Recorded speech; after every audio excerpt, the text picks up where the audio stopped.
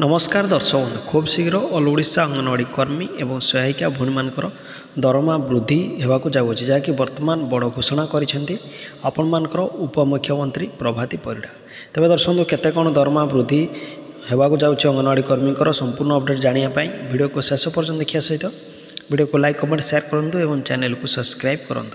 तेज दर्शक बंधु आपण मैंने जानिथिबे निर्वाचन इस्ताहार रे बीजेपी सरकार तांकर अंगनवाड़ी दरमा और सहायिका भूणी को दरमा वृद्धि करिवे बोली प्रतिश्रुति देइथिले। तेज यार मध्य बड़ खुशी खबर देइछन्ती आपण मानकर नुआ सरकार। तेज खूब शीघ्र ऑल ओडिशा अंगनवाड़ी कर्मी एवं सहायिका भूणी मानकर नुआ दरमा बा बढ़ा दरमा लागू होगाक जाऊँगी। तेज आसंता मासठारू बा आपण मानकर नेक्स्ट मंथ आपण मानकर नुआ दरमा आसीजिवो। तेज वर्तमान देखिले अंगनवाड़ी कर्मी भूणी मानकर दरमा 12,000 होइछि और सहायिका भूणी मानकर दरमा 8,000 होइछि बोली वर्तमान बड़ घोषणा करिसेंती उपमुख्यमंत्री प्रभाती परिड़ा।